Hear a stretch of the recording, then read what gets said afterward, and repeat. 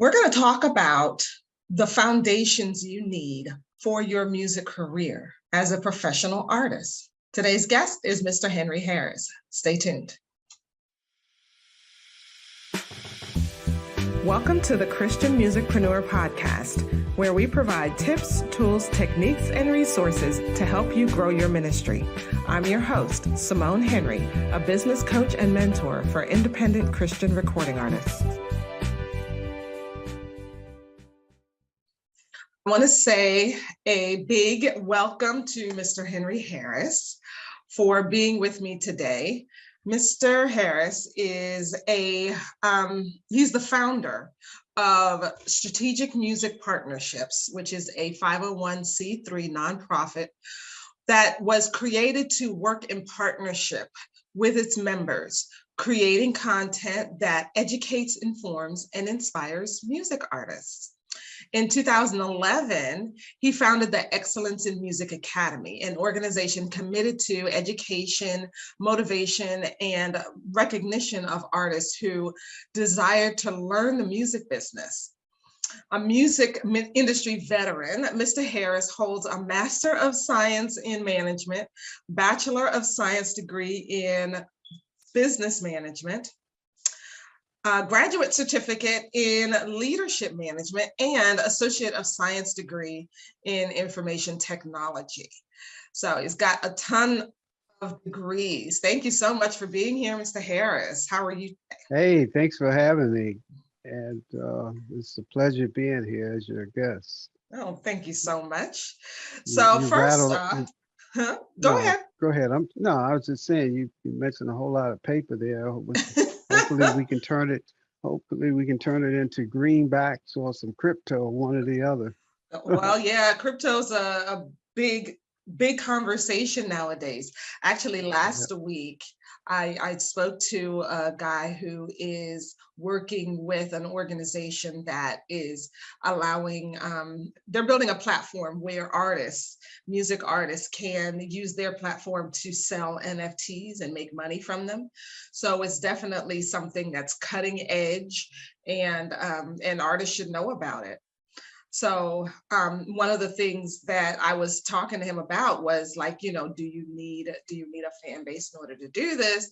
Because he was saying, well, with his platform, they go out and they do a lot of promotion to kind of gather people, which is great. But you as an artist, I would think need to have your own people coming, your own because that makes it a win-win, right? Because other people's fans are going to be seeing your stuff, but you want to kind of pay it forward and have your fans seeing their stuff too, right? So that's correct. You are a music business professional. And yes, we did mention a ton of paper that you have, that you have a whole ton of degrees and everything. How are you using these degrees and all this schooling that you've gotten to help artists? Well, it's definitely transferable because business, when you're talking about business management, when you're talking about teaching artists the business of music, the two go hand in hand because it allows me to see both sides of the street, so to speak, which means that, years ago, I was an artist myself, but I was an artist and I didn't know it. So, and the reason I didn't know it because I didn't understand who I was. I was just a person who enjoyed playing music, started off playing drums, moved to the tabletop organs, and then banging on my mother's piano. I know she's like pulling her hair out behind that. Hey, stop that banging, but what it did was it prepared me for the things that I do now. And the organization that we have called the Excellence in Music Academy program, which is a subsidiary of Strategic Music Partnerships that you mentioned, 501c3, The EMA program, the vision of both organizations is to teach the business of music. I'm sorry, let me correct that. It's to teach everyone the business of music because that's a vision and that's the future goal. Mhm. But the mission is to teach music artists the business of music and to help them create quality content that inspires the music arts. So you see, ultimate goal is for everybody to learn the business of music who desires to learn it. And then the mission, of course, is teaching them. So that having these degrees and having the training in business management allows me to see the business side of the music business. Okay. So that's how they work together. So how does EMA and SMP do that? What do you actually do? If an artist comes to you and say, "Hey, I need to know the business of music," what happens first? Okay, well, we there's two avenues of thoughts here. Number one, we have a series of classes called the Building Your Music Business Basic Foundation. We call it MBBF for short. And the purpose of that class is to teach artists how to build the music business foundation, because if they're able to build this foundation, then that puts them on the right road to establishing a legacy. So we have a series of classes. At one point when we first started, the classes only took place once a year, where we would have a series of classes, give them, have a little graduation ceremony, do a concert at the end of the year, and that was that. But now we've kind of moved to having multiple classes throughout the year. So, and we set up the classes that sort of like takes them through a flow chart of building a music business foundation, which is an online course. Okay. It's strictly online. They don't have to travel anywhere. They don't have to come into the classroom, put their feet up on the desk, or they can stay home and do that. All they have to do is get online. And so that's how we do it. We offer a series of online classes, and the last series that we did, it included 13, yeah, I think the total was 13 sessions. And like our final session, which is a roundtable discussion, takes place next week. So that's how we do it. We do it online. And if an artist comes to us, we offer them the opportunity to join our classes. Doesn't matter what genre of music the artist is involved in. We offer that to them first. If they say, well, I have this short-term urgent need to do A, B, C, and D, then we offer them our consultant services, whereas we would sit with the artist to find out where are they in this music space, because first, most artists, the first thing they want to do, write a song, jump in the studio, do a singles release, do an EP release or whatever, and then they figure that they're out there. So if we run into those type of artists, we do the best that we can by consulting with them, but we also urge them to consider taking the classes. Okay. So when they take these classes, what kinds of things are they learning? Okay, when they take the classes, the very first module that we deal with, we put it it's sort of like in a 7-step series of classes, if you will. But the very first thing that we deal with in the classes, the very first modules, and I say plural because it takes about 5 or 6 sessions to deal with metadata. So the very first thing that we teach the artists is how to deal with metadata. And metadata in this meta world is, name of the artist, name of the song, codes, numbers, everything that's attached to the specific alpha numerical type data in order to control that data and make it yours. And it's called metadata. Now, we Well, know that can there's a, we, go yeah, ahead, can I'm I sorry. interrupt you right there? Hmm. Why is metadata so important?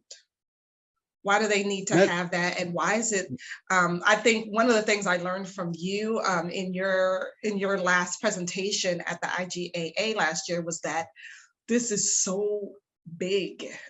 It's so big. it is so big. Why is it so big? And why do artists really need to know that? Well, metadata, this, in my opinion, and a lot of other persons who teach the business of music and people who do research, metadata is so big because it's your identifiers.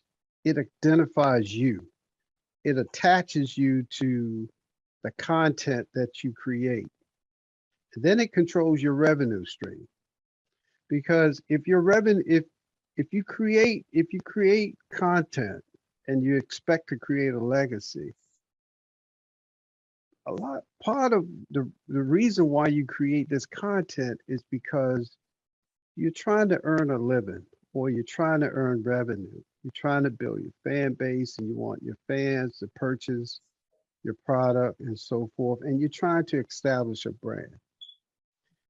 You can establish a brand by just getting a so-called, uh, I mean, not a so-called, but just getting a copyright. Okay, you can get a copyright, you can get a trademark, you can register, you can do all of these things in order for the government to support you, just in case somebody infringes upon you. But metadata is sort of like the glue that holds all of this stuff together, and it's very important.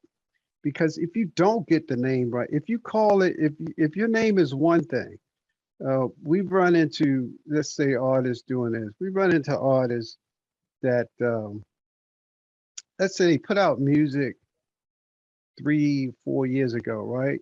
And then they're ready to put out a new piece of music, but now they are a pastor.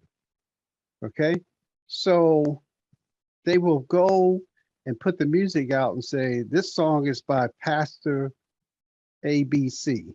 But 5 years ago, they were just ABC. So now when you put the music out and you send it out and you put it on the digital service providers and so forth, you got these multiple accounts. You got one account that's ABC. You got the other account, Pastor ABC. So you got all of these different variables out there. But so if you're not in control or have the metadata glue holding it together, then your revenue is going to be going in all different routes because now you're calling yourself different things. So Mhm. when people go to play your music or purchase your music, they may hesitate and say, well, this is not the artist I'm looking for because he's a pastor. Mhm. You see what I mean? So it's very Right. important to And have names that are, metadata consistent. That's correct. yeah, absolutely. Names can be so confusing. I've Right, seen it with married women who have right, hyphenated names. Sometimes right, the name is hyphenated and sometimes it's not. And it's like, okay, well, if it's hyphenated over here, you're getting credit for these particular songs, and it's not hyphenated over here, so you may not be getting credit for those songs, or it's under a completely right. different account, and it's all confused. It's all confused. And now, and some women and some men, for that matter, will get married and never change their name because they are known by a particular name. And they figure that if I hyphen my name or change my name, then people are not going to know me for who I am. You see what I mean? And they Yeah. may say, well, we thought you were,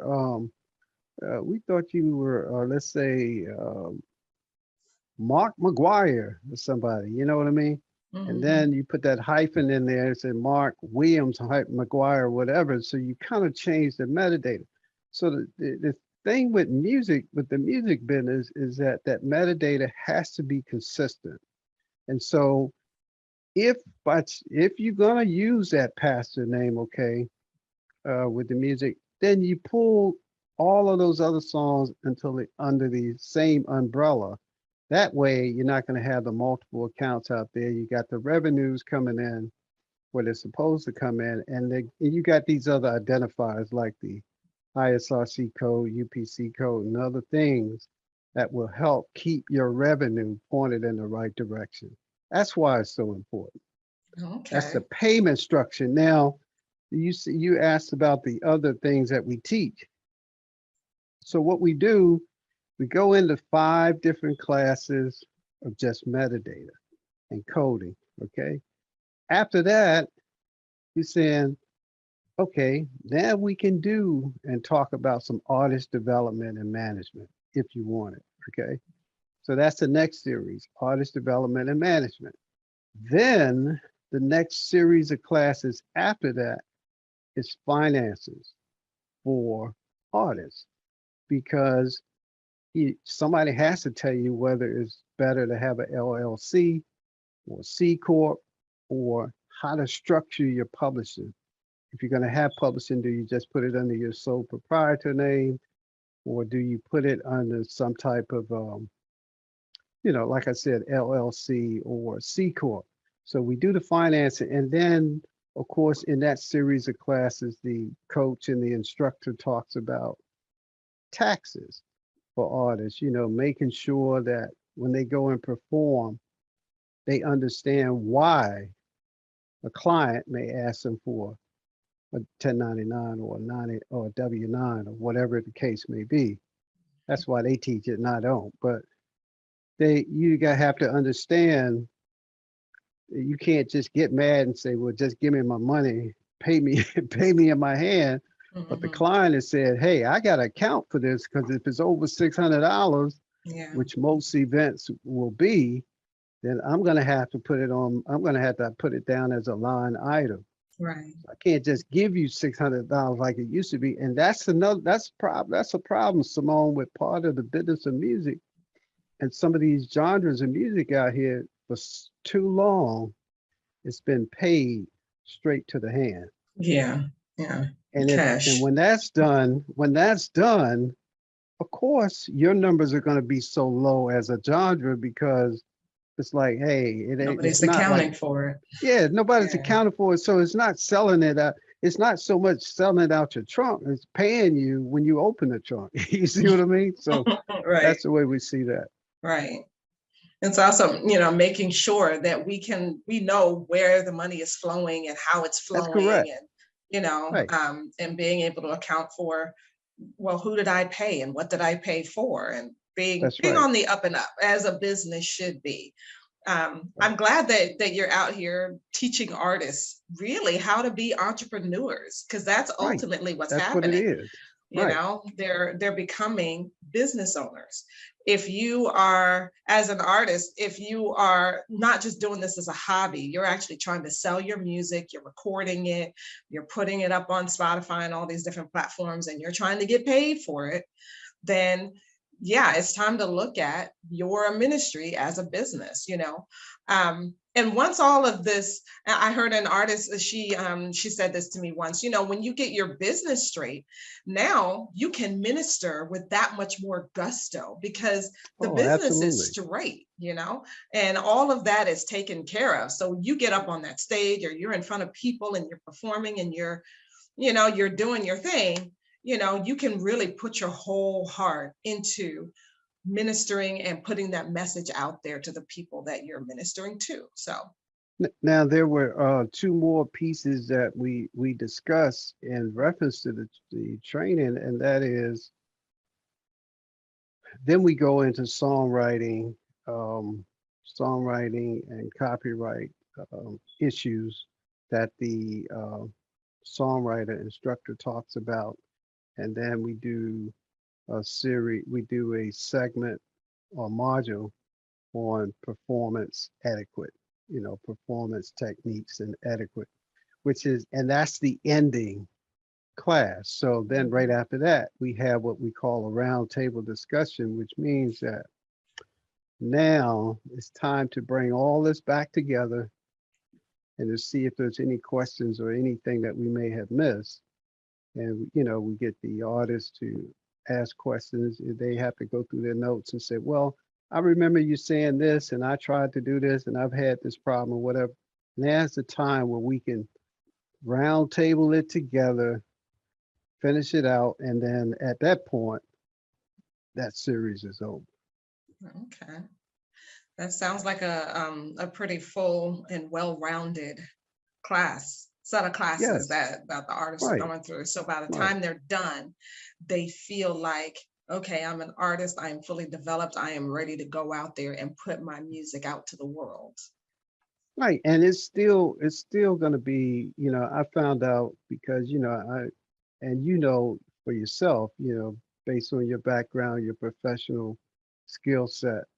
And I know myself as a telecommunications systems technician, we can be taught a whole lot of book knowledge and a whole lot of series of policies, regulations, and schematics and all this other stuff.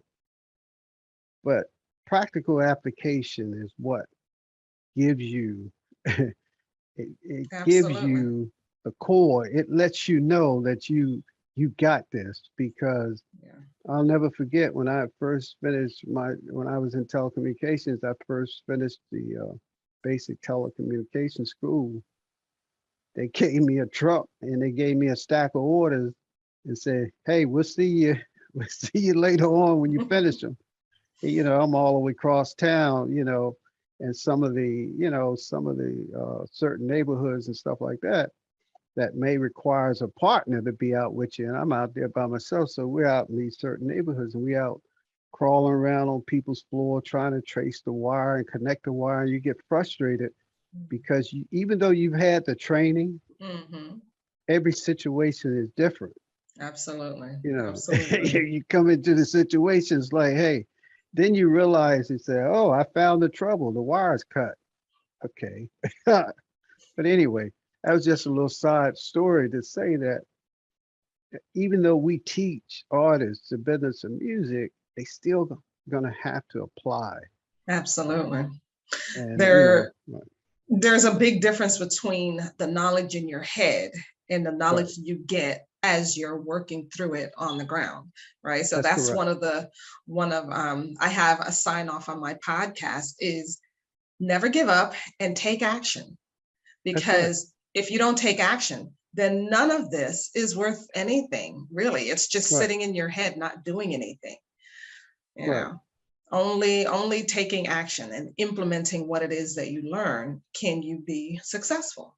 And sometimes you have to learn the hard way because I remember, one time I was, trying to fix something and accidentally stuck the screwdriver. The screwdriver hit the wrong wire and it popped, Ooh. popped out and kind of, gave a little smudge on the side of the wall. But I'm like, hey, I'm just Well, glad to hey, be that smudge alive didn't today. happen on you, right? That's Yeah. correct. I'm just so happy. I was glad to be alive. I'm like saying, hey, I won't do that no more. So I know. Wow. And that's the same thing in the business of music. You'll learn that sometimes you have to learn the hard way. Mm-hmm. Sometimes you have to learn the hard way because it's Yeah. not just all about, it's not about getting on radio and doing certain things, but you just have to be the all around music person if this is the field that you desire to go, Absolutely. to establish in. Absolutely. So I also heard that you have a Roku channel. So tell Yes. us about that. Yeah, we have the Roku channel, which is called SMP Network. Um, it's, it had been in the beta test for about a year, and then we finally rolled it out and it's up and running. What we say to artists who may be watching this podcast, if you are interested in, you have videos or any other content that you may wish to have us consider, send it to us. And I'm sure that Simone will allow me to give out my email address when we're done, Absolutely. Mhm. and she'll be able to provide the email address. So you send us your content, or just send us something that we can, watch, and we would consider putting it on the channel because it is not a channel that's set up just to to get people to pay to be on it, because here again, we are a 501c3.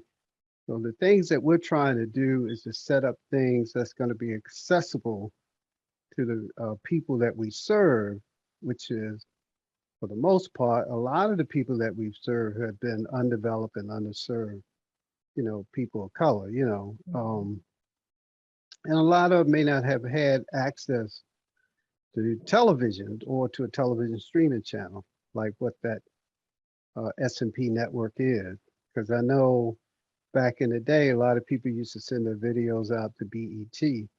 And as BET was growing, a lot of them didn't get on BET because for one reason or another.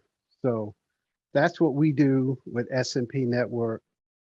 It is on the Roku platform only, but I found out something interesting about Roku last couple of days, and that is they have a whole series of channels that are live channels. Oh, So, interesting. and I think it just works on, even though you're supposed to have a device in order to look at the Roku, I think I don't know if they have it set up so that if you have a smart TV, you can have the Roku um, live app and see all the live channels. That way, a lot of people don't really have to have cable TV because they got a whole series of live channels, just like some of Mhm. these other manufacturers are coming out with. And I think that's where we're going, Yeah. is to provide, because I know we had a major channel go out the other day. We was watching a show and we were able to go to the Paramount network and watch that same channel live. Okay. Television is changing. Yes, it is. It is. And um, as you say that, it brings to mind how everything everything is changing. Yeah, How we handle money, how we get together for events. Because of the yes, pandemic, everything has kind of gone online. But now we're kind of in this hybrid situation. A lot of people are doing events live, but also online. And that's right. the music industry has changed over the last 20, 30 years, and artists have to catch up and not think not think in the old ways like they did always. Now with the age of social media and and basically putting your own content out there and owning it and being able to do with it what you want. We're in a different world now.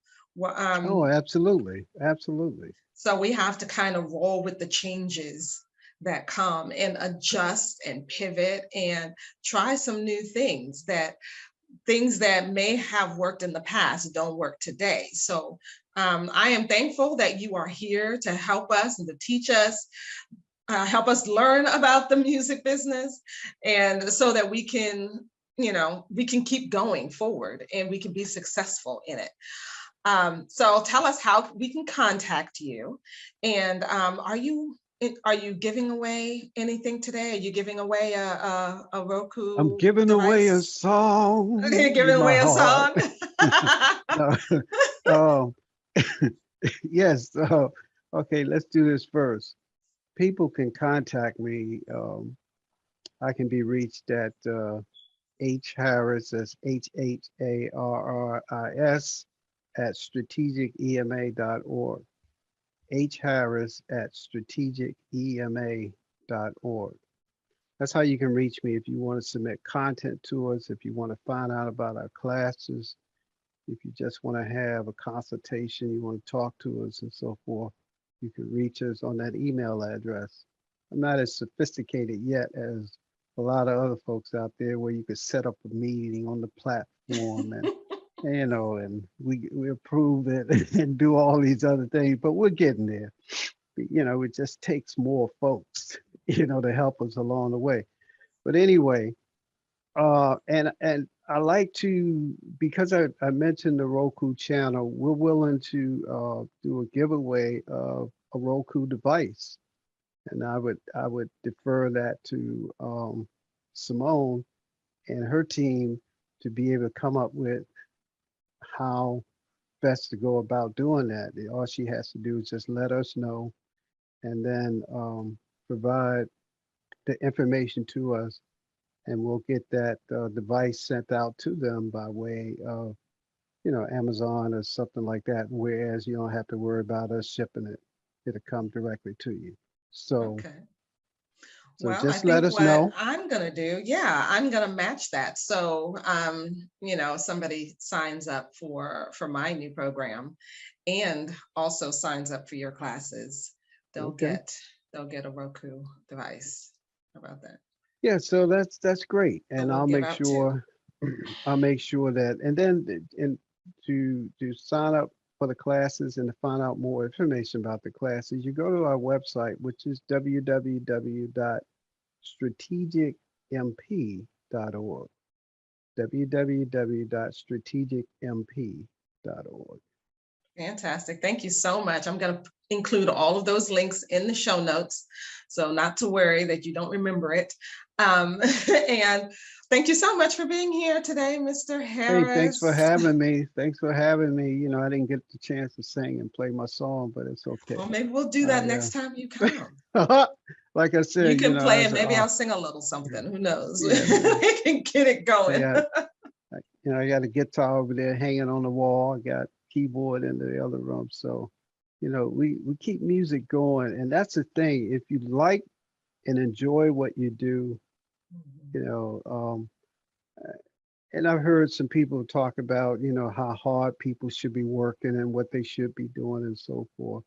And then somebody else came back and said, well, there's a lot of people that work hard every day and they're still struggling, but sometimes if you add that enjoyment to that work, I think success will come.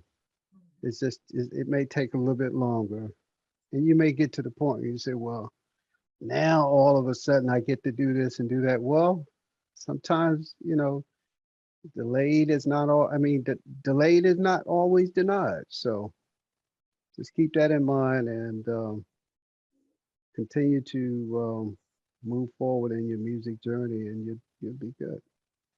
Absolutely. Like we That's what I said, say. never give up and take Never action. give up. That's the only way Take it's gonna action. work.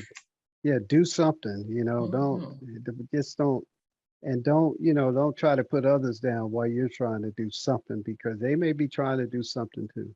Absolutely. Absolutely. All right. Thank you so much. Appreciate you having me. I know you got to go. We'll talk soon. Okay. All right. All right. Bye-bye. Goodbye. Too many artists don't have the audience and fan base necessary to make the kind of impact they want or the income they need to sustain their careers. They're frustrated by working hard day by day without getting any traction. Eshe Music provides a simple, evergreen process for getting more listeners and followers and teaching them how to be true fans. You will be able to focus on your music and make an impact while generating constant income. To find out more, sign up for my free 3-part video course that shows you how to build that strong fan base. Go to eshemusic.com/more fans. That's ECHE music.com/more fans. See you there. Thanks for listening to the Christian Musicpreneur podcast. If you enjoyed this episode, it would mean a lot to me if you would like, share, and subscribe to this channel.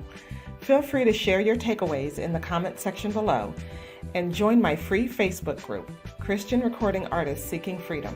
See you next time, and remember to take action and never give up.